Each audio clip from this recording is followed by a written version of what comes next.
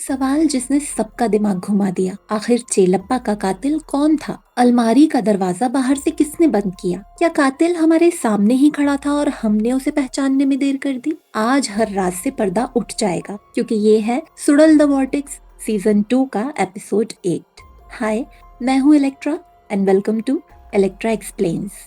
Episode शुरू होता है एक इमोशनल क्लोजर से, जहां सुंदर मालती को समझाता है कि चेलप्पा आखिरकार इंसान ही था, एक अच्छा इंसान जिससे एक गलती हो गई। और धामू ने तो चेलप्पा को कभी बताया तक नहीं कि वो उसका बेटा है। ये सब सुन के मालती समझ जाती है और धामू को माफ कर देती है। इधर नंदिनी सक्करई को बताना चाहती है कि ओनर यानी कि असुर और कोई नहीं बल्कि सरोजा है, लेकिन वो कैसे बताए? जेल का तो फोन खराब है और भानु नंदिनी की कोई मदद नहीं करती, क्योंकि भानु खुद सरोजा से मिली हुई है। भानु ही सरोजा को बताती है कि लड़कियां सक्करई से बात कर रही थी। सरोजा को समझ आ जाता है कि यही लड़कियां चेलप्पा की गवाह थी, क्योंकि बचपन में लड़कियों ने सरोजा का चेहरा देख लिया था, तो अब इनको रास्ते से हटाना होगा। लेकिन नंदिनी को सरोजा और भानु के प्लान का पता चल जाता है और वो लड़कियों को उसी पुरानी बिल्डिंग में छुपाने ले जाती है। लेकिन लड़कियां नंदिनी को बताती हैं कि एक ही टाइम पे सरेंडर करना, ताकि सब एक साथ इस जेल में आ पाए। ये सब उनके प्लान का हिस्सा था। दरअसल लड़कियों का प्लान असुर को मारने का था, नागम्मा और चेलप्पा का बदला लेने के लिए, ठीक जैसे नंदिनी ने अपने असुर को मारा था।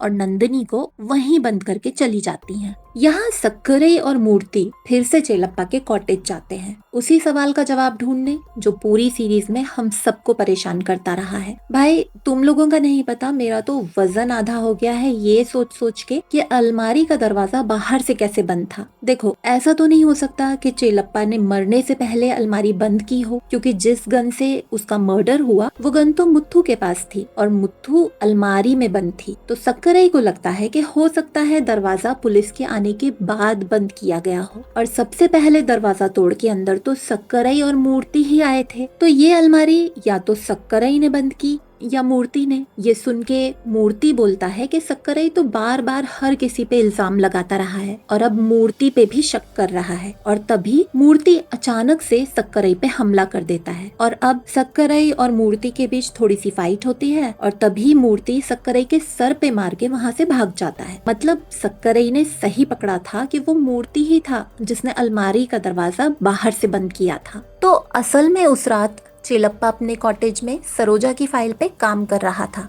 और लड़कियों का इंतजार कर रहा था। तभी अलमारी से आवाज आती है और चेलप्पा को लगता है कि लड़कियां उससे मिलने आ गई हैं, लेकिन अलमारी से लड़कियां नहीं, मूर्ति बाहर आता है। मूर्ति को वहां देख के चेलप्पा हैरान हो जाता है और मूर्ति से पूछता है कि उसे सुरंग के बारे में कैसे पता है। मूर्ति बताता है कि उसे तो सुरंग के बारे में सालों से पता है और चेलप्पा को ट्रैफिकिंग वाला केस छोड़ने के लिए बोलता है। लेकिन चेलप्पा को मूर्ति की इस धमकी से कोई फर्क नहीं पड़ता।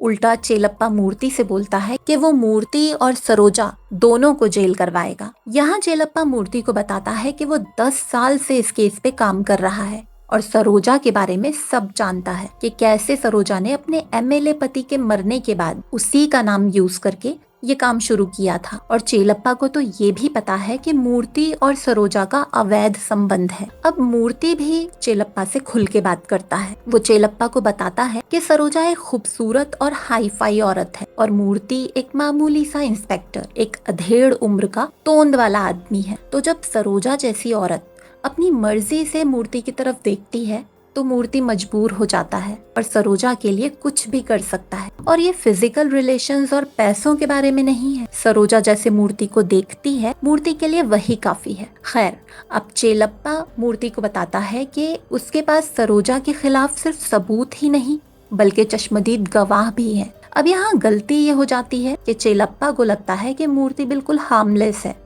और वो वहाँ चेलप्पा को सिर्फ केस छोड़ने के लिए मनाने आया है। इसलिए वो मूर्ति को अब वहाँ से जाने के लिए बोलता है, क्योंकि लड़कियाँ किसी भी वक्त वहाँ आ सकती थी। लेकिन तभी मूर्ति चेलप्पा को गोली मार देता है। जिस गन से मूर्ति गोली मारता है वो उसकी सर्विस रिवॉल्वर थी, जिसे वो वापस रख लेता है और अब वो दूसरी गन निकाल के चेलप्पा के हाथ में पकड़ा के सेम उसी एंट्री वुंड पे रखता है जहाँ पहली गोली लगी थी। और फायर कर देता है। तभी फॉरेंसिक टीम को चेलप्पा के हाथ पे गन पाउडर मिला था और बड़ी होशियारी से अपने फिंगरप्रिंट साफ कर देता है और अपनी गन का बुलेट शेल भी उठा लेता है। साथ में सारी फाइल्स और लैपटॉप ले जाके सुरंग में जला देता है। और इसके आगे की पूरी कहानी तो हमको पता ही है। और इसीलिए जब दूसरे दिन मूर्ति को चेलप्पा की बॉडी के पास वो गन नहीं मिलती जो वो खुद चेलप्पा के हाथ में छोड़ के गया था, तो मूर्ति समझ जाता है कि सुरंग के रास्ते कोई और भी आया होगा और इसीलिए उसने अलमारी को बाहर से बंद कर दिया। इधर सक्करई के पास फर्नांडिस आ जाता है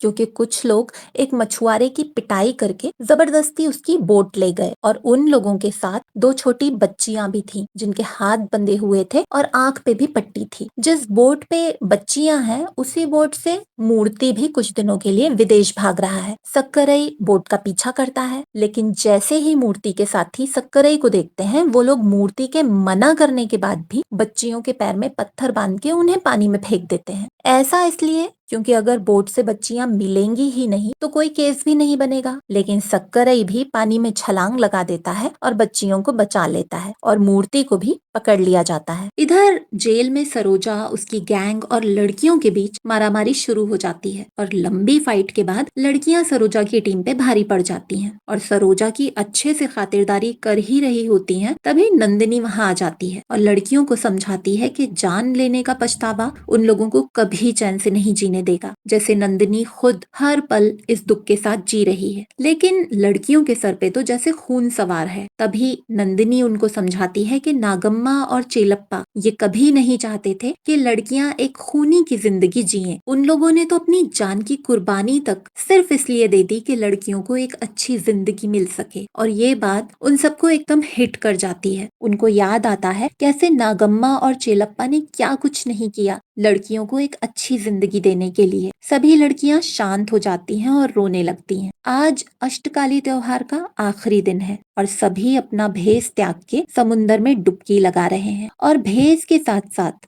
वो अपना गुस्सा, अहंकार, पछतावा और पाप सब धो देते हैं। बिल्कुल इसी तरह ऐसा लगता है लड़कियों ने भी अपना गुस्सा, पछतावा सब धो दिया है। लड़कियां जेल से रिहा हो जाती हैं और नंदिनी के केस का भी फैसला आ जाता है। उसे भी छोड़ दिया जाता है लेकिन सक्करई को ड्यूटी रिवॉल्वर नेग्लिजेंस की वजह से सस्पेंड होना पड़ता है। रिहा होने के बाद भी नंदिनी सक्करई को बताती है कि उसे एक इंसान की जान लेने का बहुत पछतावा है। लेकिन सक्करई उसको समझाता है कि दुनिया में सिर्फ बुरे लोग ही नहीं हैं, हर बुरे इंसान को रोकने के लिए कोई ना कोई अच्छा इंसान भी दुनिया में है। जैसे नागम्मा, चेलप्पा, फर्नांडिस, धामू और खुद नंदिनी। और बस दोनों एक दूसरे का हाथ पकड़ लेते हैं और इसी तरह एक परफेक्ट क्राइम फाइनली एक्सपोज हो गया। लेकिन असली सवाल ये है, क्या आपने पहले ही गेस कर लिया था कि मूर्ति ही किलर है या फिर आप भी मेरी तरह लास्ट तक कंफ्यूज थे? कमेंट में जरूर बताना